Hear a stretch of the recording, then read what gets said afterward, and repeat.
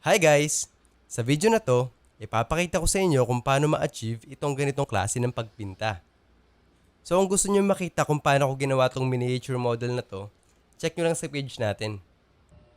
So napinturahan ko na siya ng black na primer. Para sa base coat, gumamit ako ng brown color. So nagmix lang ako ng red, yellow, and black para ma-achieve itong ganitong klase ng brown color. Apply lang natin siya all over para magkaroon siya ng wood effect. Next step ay gumamit ako ng raw sienna na latex color na pang-highlight. So sa proseso na to, di kailangan na makover lahat ng areas. Usually, dun lang sa part na hindi masyadong nagagalaw sa totoong buhay. Mapapansin natin na mas dark or mas nagde-deteriorate yung mga pintura dun sa mga area na naka-expose at madalas na nagagalaw sa totoong buhay.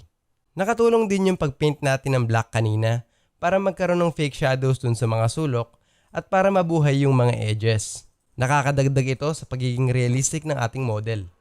Then finally, para magkaroon ng variation sa kulay, nagmix lang ako ng raw sienna at red para magmukhang maple na varnish na usually ginagamit sa mga armchairs sa school. So i-apply lang natin siya gently, kagaya ng ginawa natin sa pagda-dry brush.